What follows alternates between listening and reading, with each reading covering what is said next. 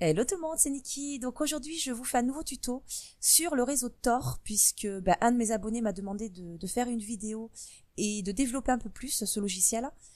Et je me rends compte aussi que beaucoup d'entre vous cherchent des solutions pour rester totalement anonyme sur le net. Donc voilà, c'est parti pour un guide le plus complet possible sur Tor. Et dans ce tuto, donc on va voir ce qu'est le réseau Tor, qui l'a créé, comment il fonctionne exactement, comment faire pour que l'anonymat soit total, et bien sûr l'installation et l'utilisation de ce logiciel. Allez, c'est parti. Donc, en tout premier, Tor, qu'est-ce que c'est pour ceux qui découvrent un petit peu? Tor en fait signifie The Onion Router, et c'est une organisation à but non lucratif qui se concentre sur la protection de la vie privée et l'anonymat des internautes sur le web.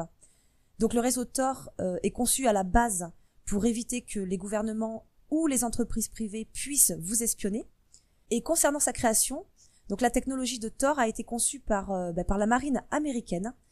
Et cette technologie se base sur ce qu'on appelle l'onion routing, donc développé par Michael J. Reed, Paul F. Syverson et David M. Gottschalk. Désolé pour mon anglais, hein, j'ai un petit peu de mal. Dans les années 90, et elle reste la propriété de la marine américaine.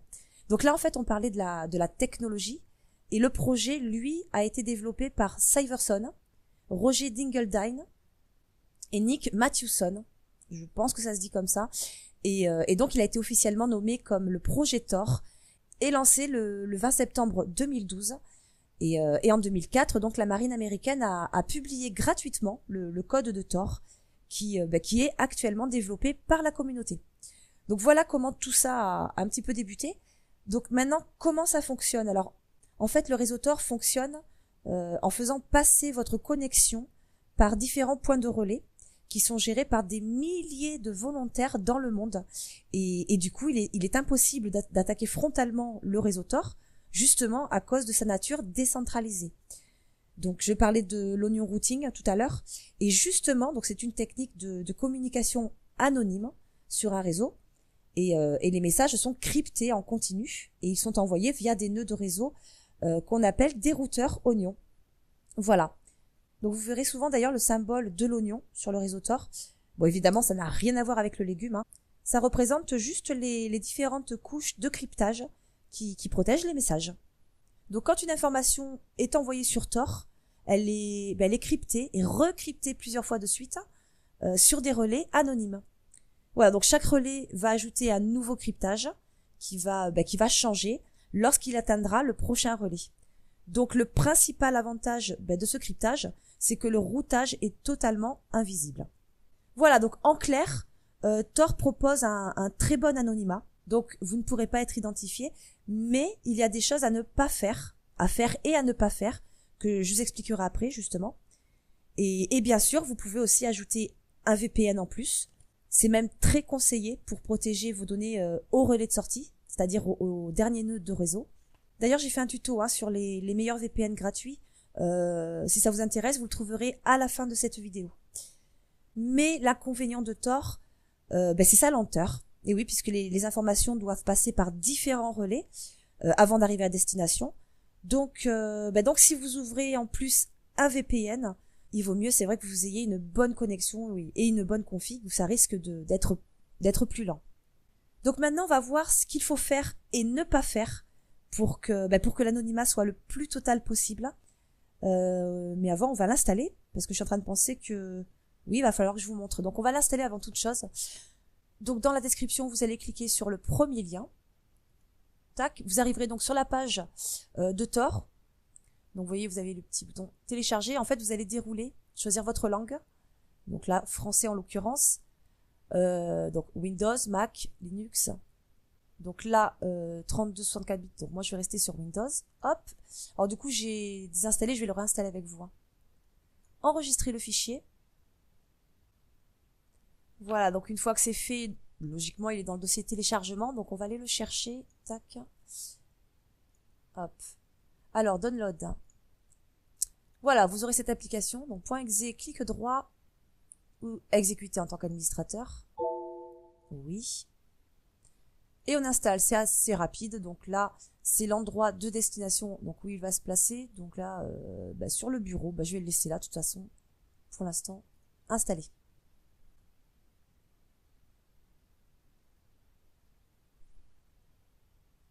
Voilà, une fois que l'installation est terminée, donc ça je vais décocher et on va le lancer automatiquement. Tac. Voilà, donc vous aurez cette petite fenêtre. Donc là effectivement je souhaite me connecter directement au réseau Tor. Cela fonctionnera dans la plupart des situations. Donc se connecter. Et voilà. Alors voyez, donc là il s'agit de Tor. Vous voyez qu'il s'agit d'une version modifiée de Firefox, donc préconfigurée pour qu'il se connecte au proxy Tor, et avec quelques modules complémentaires. Donc là on va voir justement ce qui est important, ce qu'il faut faire et ne pas faire. Donc je vais l'agrandir un petit peu. Tac. Donc en tout premier, ce qu'on va faire, et ce qui est important, c'est qu'on va activer le NoScript. Alors je vous explique. Tor en fait va cacher votre identité à tous les intermédiaires qui se trouvent entre vous et le site web que vous visitez. Donc tout cet anonymat tombera si vous utilisez un programme qui outrepasse Tor ou qui envoie des données sur vous, sur le net. Et parmi ces programmes se trouvent les scripts dans les pages web. Donc comme on le sait tous, certains sites utilisent le JavaScript à mauvais escient, malheureusement, que ce soit pour vous traquer, tracer ou vous espionner. Et le plugin donc NoScript préinstallé dans Tor est là pour bloquer tous les scripts par défaut. Donc par contre, certaines pages vont mal fonctionner, mais au moins votre anonymat ne sera pas compromise. Donc ça, c'est quand même assez important. Donc là, vous allez cliquer sur l'icône, vous voyez ici là, en haut à gauche, NoScript. Vous cliquez dessus. L'icône d'US est barrée, donc vous allez le sélectionner. Vous vérifiez bien que l'icône d'US est bien barrée. Voilà, donc là du coup, on est bien et on peut commencer à utiliser ce navigateur normalement. Voilà, donc ça c'est assez important. Deuxième chose à savoir, vous pouvez aller sur n'importe quel site, mais si vous voulez rester anonyme, évitez d'installer des extensions pour le navigateur Tor. Vous remarquerez d'ailleurs qu'il désactive des choses comme QuickTime, RealPlayer, le Flash. Alors simplement parce que ces applications sont connues pour récupérer votre adresse IP et lui, il les désactive dans le but justement de protéger votre vie privée. Donc ça, c'est un petit conseil que je vous donne et qui a aussi son importance. Donc vous voyez, exactement comme dans le navigateur Firefox, module, pour renforcer, nanana. Oui, bon, pour l'instant, je vais mettre non, après ça, c'est à vous de voir.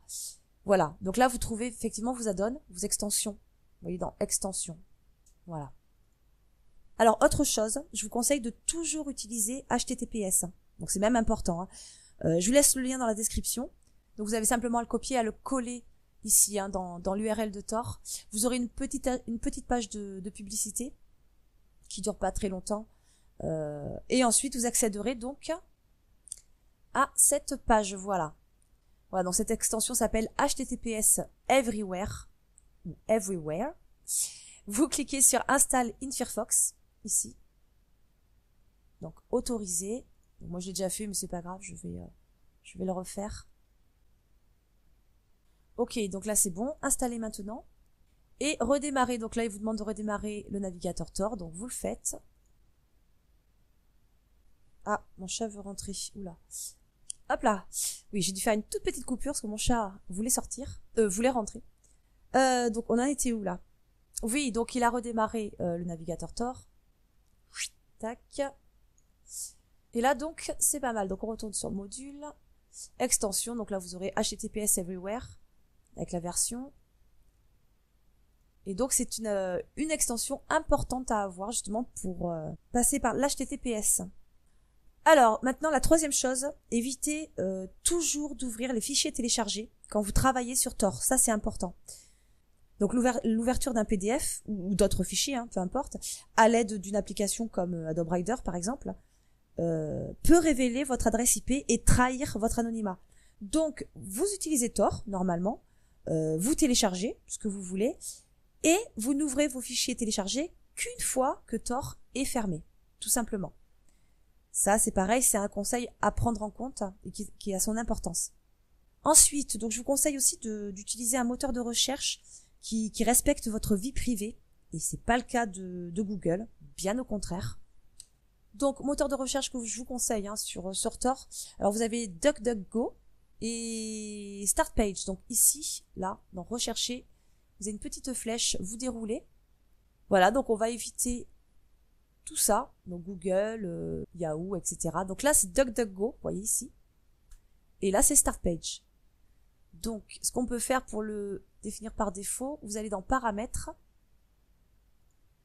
Bon, là, il est sur Disconnect, en fait. Vous pouvez sélectionner donc soit DuckDuckGo ou soit Start Page. Donc là, on va prendre Start Page. Et si vous voulez être sûr qu'ils ne prennent pas les autres, au pire, vous pouvez même les supprimer directement. YouTube. Bon, etc. Voilà. Tac. Donc, ce qui fait que vous voyez maintenant, quand vous taperez vos mots-clés dans Google, dans la barre de recherche, et bien ça se fera automatiquement avec Start Page. Voilà. Vous pouvez aussi afficher les infos de votre navigateur. Pareil, le lien est dans la description. Donc il y aura aussi une petite page de publicité. Vous arriverez ensuite, vous le copiez, vous le collez sur le navigateur Tor. Petite page de pub et vous arriverez sur cette page. Donc là, vous avez toutes les informations de votre navigateur. Et d'ailleurs, si vous revenez un peu plus tard sur cette page, eh bien, vous verrez que votre IP aura changé. Puisqu'en fait, Tor change votre adresse IP à intervalles réguliers. Je crois que c'est 5 ou 10 minutes, toutes les 5 ou 10 minutes, je crois.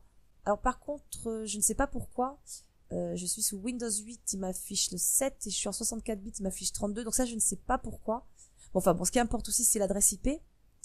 Bon, là, effectivement, le JavaScript est désactivé, donc il ne peut pas tout afficher. Après, vous pouvez très bien le réactiver pour cette page. Taille de l'écran, même si j'ai activé JavaScript, de toute façon, il pourrait pas le déterminer parce que moi, je l'ai pas maximisé, vous voyez, de façon à ce qu'il ne détecte pas ma résolution, donc je l'ai pas mis en grand écran. Voilà, donc ça, c'est un lien aussi que je vous mets dans la description si ça vous intéresse. Et voilà, donc tac. Voilà, donc je pense qu'on a fait le tour. Je vois pas trop ce que je pourrais ajouter. De toute façon, si vous avez des questions, n'hésitez pas. Les commentaires, c'est bien sûr fait pour ça. Vous pouvez maintenant en tout cas surfer, télécharger, vous faire plaisir tout en protégeant votre identité, donc ça c'est quand même assez important.